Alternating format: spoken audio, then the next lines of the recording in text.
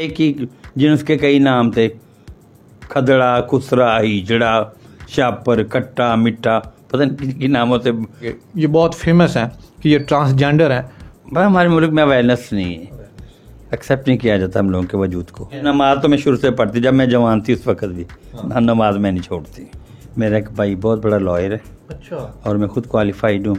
ये किसी बहुत बड़ी पॉलिटिकल फैमिली से वाबस्ता है। मैं एक पॉलिटिकल फैमिली से बिलोंग करती हूँ। सबको पता है, जो लोग मुझे देखते हैं सुनते हैं, मुआशरा, ये सोसाइटी, ये लोग हमें घरों में नहीं रहने देते। तो मैट्रिक के बाद फिर मैंने रियलाइज़ किया कि मेरे में कोई कमी है। उस मुंह में सोने का चमचा लेके पैदा हुई थी, मुझे किस चीज़ की कमी नहीं थी, लेकिन लोगों को जब मैं दुख तकलीफ में देखती मुझे बड़ी तकलीफ होती थी। उस वक्त तो हमको पता नहीं तो लड़का क्या लड़की क्या है, लेकिन आजकल का तो 10 साल का बच्चा जवान है। सारी रात में उनके लिए तस्वीर करती रही और मेरे अल्लाह ने चाहा दूसरे दिन अपने घर वापस आ गए। तो इनकी दुआ से आफ्ताब इकबाल साहब रिहा हो गए। जो कभी किसी ने ऊट नहीं किया है, क्योंकि हम अपना माहौल खुद बनाते हैं। अब मैं बाजार में सुर्खी लगा के लहरा लहरा के चलूँगी तो ज़ाहिर है औरतों को माफ़ नहीं करते, तो मैं फिर खो जाता हूँ। वर्ल्ड कप जब उस वक्त मैंने फंक्शन किया था। अस्सलाम वालेकुम नादरीन, मैं हूं काशिफ गुलजार, आप देख रहे हैं 50 टीवी। नादरीन, आशी भट्ट साहबा, बहुत सारे लोग इनको इसलिए जानते होंगे, ये बहुत फेमस हैं कि ये ट्रांसजेंडर हैं और मुख्तलिफ चैनल पे आती जाती रहती हैं, मुख्तलिफ इश्यूज़ पे बात करती रहती हैं, ट्रांसजेंडर की आवाज़ बनती रहती हैं और भी बहुत सारी वजूहात हैं इनकी फेमस होने की। लेकिन एक चीज़ जो शायद आपको ना पता हो कि ये आम शख्सियत नहीं है, इनका जो बैकग्राउंड है वो बड़ा स्ट्रॉन्ग है। ये किसी बहुत बड़ी पॉलिटिकल फैमिली से वाबस्ता हैं और घराने से हैं। अस्सलाम वालेकुम। जी वालेकुम सलाम। बातें तो बहुत सारी आपसे करनी है, जब भी आपके पास आते हैं तो बातें ख़त्म नहीं होती, दिल करता है करते रहें। लेकिन ये सच है कि आप किसी सियासतदान की औलाद हैं? ज़ाहिर है मैं एक पॉलिटिकल फैमिली से बिलोंग करती हूँ। सबको पता है, जो लोग मुझे देखते हैं सुनते हैं, सब जानते हैं मुझे। मेरा एक भाई पॉलिटिशियन में, मेरा एक भाई बहुत बड़ा लॉयर है। अच्छा। और मैं खुद क्वालिफाइड हूँ। अच्छा, पढ़ी लिखी माशाल्लाह। कहाँ से पढ़ा है? मैं कैथेड्रल से पढ़ी। अच्छा जी। तो ये क्यों छुपाए रखा है, या बताती हैं खुल के कि मैं इतनी पढ़ी लिखी हूँ और मेरी फैमिली है? भाई हमारे मुल्क में अवेयरनेस नहीं है, एक्सेप्ट नहीं किया जाता हम लोगों के वजूद को, तो इस वजह से। आपको कब पता चला, मतलब होता है ना कि किसी बड़ी फैमिली में जब आप पैदा हो जाते हैं तो कुछ साल कुछ अरसा तो आपको पता नहीं चलता कि मेरे में ये कमी है। मैं तो ये खूबी समझता हूँ माजरत के साथ। तो आपको कब पता चला? जैसा कि मैं को एजुकेशन स्कूल में पढ़ी हूँ, तो मैट्रिक के बाद फिर मैंने रियलाइज़ किया कि मेरे में कोई कमी है। आपको पता है कि जिस ज़माने में मैंने मैट्रिक किया मैं 50+ हूँ। उस वक्त तो हमको पता नहीं तो लड़का क्या लड़की क्या है, लेकिन आजकल का तो 10 साल का बच्चा जवान है। जब आपको पता चला, आपने अपने घर वालों को बताया, तो क्या तासरात थे आपके और आपके घर वालों के? कुछ भी नहीं, नॉर्मल थे सब लोग, लेकिन बाद में फिर आपको पता है ये मुआशरा, ये सोसाइटी, ये लोग हमें घरों में नहीं रहने देते, एक्सेप्ट नहीं करते हैं। उस वक्त माजरत के साथ बहुत सारे लोग, कोई खुसरा कह देता है, कोई ख्वाजा सरा कह देता है, कोई ट्रांसजेंडर कहता है, मुख्तलिफ नाम लोगों ने रखे हुए हैं। उस वक्त ख्वाजा सरा की ज़िंदगी गुजारना मुश्किल था या अब? नहीं, उस वक्त तो आपको पता है कि जिन्स के कई नाम थे, खदड़ा, खुसरा, हिजड़ा, शापर, कट्टा, मिट्टा, पता नहीं किन नामों से, लेकिन ये तो भला हो चीफ जस्टिस इफ्तिखार चौधरी साहब का, जिन्होंने हमें ये इज़्ज़त का नाम दिया, जिसकी ख्वाजा सरा, जिसकी डेफिनेशन सरा महल, ख्वाजा महलों में बसने वाले। जी। अभी आप हिस्ट्री ऑफ कैमरा बता रहे थे इनकी, ख्वाजा सराओं की, कि ये महलों में रहते थे, शाही किला में जाएं तो आगे एक आरामगाह बनी हुई है ख्वाजा सरा के नाम की। ये क्या? हाँ जी, ख्वाजा सरा आपको पता है ये मुगलिया दौर में मशीर खास हुआ करते मलका उमरानियों के। और अमराओं के बच्चे इनसे तालीम लेते थे। अच्छा। जी। आप कभी शाही किला जाएं, आप एंटर होंगे तो समय आराम का ख्वाजा सा लिखा हुआ है। पहले इनकी बहुत ज़्यादा ऑनर होती थी, लेकिन जैसे जैसे दौर चेंज होता गया, मुगलिया दौर चला गया, ये लोग भी बहुत पीछे रह गए। आप एक NGO चला रही हैं ख्वाजा सराओं के लिए, उसके बारे में थोड़ा बताएं, वो क्या है, क्यों है, किस तरह बनी? ऐसा है कि मैंने आपको बताया कि मैं एक बिग फैमिली से बिलोंग करती हूँ और मैं खुद मुंह में सोने का चमचा लेके पैदा हुई थी, मुझे किस चीज़ की कमी नहीं थी, लेकिन लोगों को जब मैं दुख तकलीफ में देखती मुझे बड़ी तकलीफ़ होती थी। फिर इन लोगों को देखते हुए फिर मैंने ایک ان کے لیے گھر بنایا ہے، بے گھر فاؤنڈیشن دا رائٹ فار خواجہ اسرا، جو میں اپنی مدد آپ کے تحت چلا رہی ہوں. 1 کنال کا گھر ہے.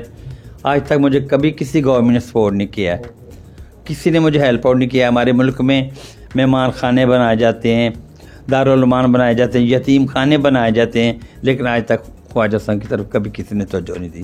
اور میں وہ گھر اپنی مدد آپ کے تحت چلا رہی ہوں. یا جن بچوں کو میں نے جوانی میں لوریاں دی، سیرے گائے ہوئے ہیں، وہ لوگ مجھے ہیلپ آؤٹ کر رہے ہیں.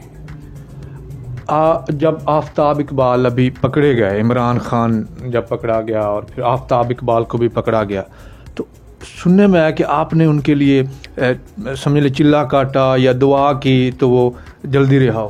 میں آفتاب اقبال صاحب کے شو میں گئی ہوں. ان لوگوں نے مجھے پتہ لوگوں نے کیا کیا کہا ہوا تھا کہ ایسا ہے ایسا. جب میں ان کے شو میں گئی ہوں مجھے اتنا اچھا رسپانس ملا، اور وہ اتنا نائس پرسن بندہ ہے کہ اس کی میں جتنی تعریف کروں کم ہے. تو تھوڑے دن بعد وہ یہ کوئی سیاسی معاملے سیاست میں پکڑے گئے تو مجھے بڑی تکلیف ہوئی، تو میں ساری رات روتی رہی. ظاہر ہے ایک بندہ اتنی آنر کرتا ہے، اتنا رسپانس دیتا ہے، تو پھر ساری رات میں ان کے لیے قرآن پاک پڑھ کے اور ساری رات میں ایک تسبیح لا الہ الا انت سبحانک انی کنت من الظالمین، ساری رات میں ان کے لیے تسبیح کرتی رہی، اور میرے اللہ نے چاہا دوسرے دن اپنے گھر واپس آ گئے. آفتاب اقبال صاحب جب پکڑے گئے تو آپ نے سنا انہوں نے دعا کی، ساری رات تلاوت کرتی رہی، اللہ کو یاد کرتی رہی، اللہ کا ذکر کرتی رہی کہ یا اللہ آفتاب اقبال کو رہا کر دے، وہ بہت اچھا ہے. تو ان کی دعا سے آفتاب اقبال صاحب رہا ہو گئے. اچھا ماشاء اللہ سے سننے میں تو آتا تھا کہ آپ کی دعا لگتی، آج دیکھ بھی لیا اتنی جلدی باعزت وہ آفتاب اقبال صاحب گھر آ گئے. کتنے خواجہ اسرا آپ کے پاس آ جاتے ہیں ہیلپ لینے کے لیے؟ میرے پاس جن کو HIV پازیٹیو نیگیٹو ہے ان کو میں ہاسپٹل لے کے جاتی ہوں. جنا ہاسپٹل دعائیاں تو فری مل جاتی ہیں، لیکن ان کو ظاہر پھر کھانا پینا، پھر کچھ میرے ملنے والے گیدرنگ ہے. اور ایک بہت بڑا نام ہے بابا محمد یحییٰ خان، ان کا نام لینا میں چاہوں گی. وہ مجھے بہت ہیلپ آؤٹ کرتے ہیں میرے ادارے کو، اور رمضان شریف میں پورے رمضان میں وہ راشن دیتے ہیں مجھے 500 لوگوں کا، اور یہ بڑی عید پہ ہمیں وہ ذبح کرنے کے لیے جانور دیتے ہیں. ویسے بھی گاہے بگاہے وہ ہمیں ہیلپ آؤٹ کرتے رہتے ہیں. ہاں جی.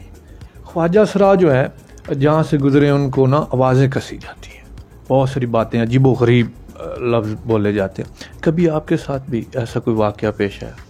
نہیں، پتہ کہ ہم اپنا ماحول خود بناتے ہیں، تو میں اپنی کیا تعریف کروں، مجھے کو پہچانتا ہی نہیں تھا. تو میں بازار جب بھی گئی ہوں، گھر سے باہر نکلی ہوں، چادر لے کے گئی ہوں، اور شکر الحمدللہ کبھی کسی نے اوٹ نہیں کیا ہے، کیونکہ ہم اپنا ماحول خود بناتے ہیں. اب میں بازار میں سرخی لگا کے لہرا کے چلوں گی تو ظاہر ہے عورتوں کو معاف نہیں کرتے، تو میں پھر کھوا جاتا ہوں، لیکن میرے ساتھ کبھی ایسا اتفاق نہیں ہوا. بہت شکریہ. باتیں کرنے کو بہت دل ہے، جتنی باتیں کریں آپ کر سکتے ہیں. ساری رات کرتا رہوں تو کرتے رہیں گے. آپ نے باتیں سنی بہت اچھا. ایک دوپٹہ آپ نے کیا ہوا ہے ابھی آف کیمرہ، بتائیں کس کے کہنے پہ؟ بابا محمد یحییٰ خان. میں ان کی بہت عزت کرتی ہوں. تو 5 وقت کی نمازی بھی ہیں؟ نماز تو میں شروع سے پڑھتی، جب میں جوان تھی اس وقت بھی نماز میں نہیں چھوڑتی. آپ جوانی میں کچھ تصویریں پڑھی ہیں میں جوانی میں ابھی ماشاءاللہ اتنی پیاری ہیں. میں نے ادارے پہ جو دی ہیں ساری وہاں پہ لگوا دی. ہاں جی.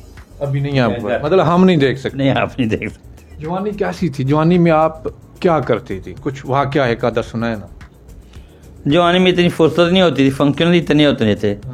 کبھی آؤٹ آف سٹی جا رہی ہوں، کبھی کہیں جا رہی ہوں، کبھی کہیں جا رہی ہوں. اور ورلڈ کپ جب اس وقت میں نے فنکشن کیا تھا. ہاں جی.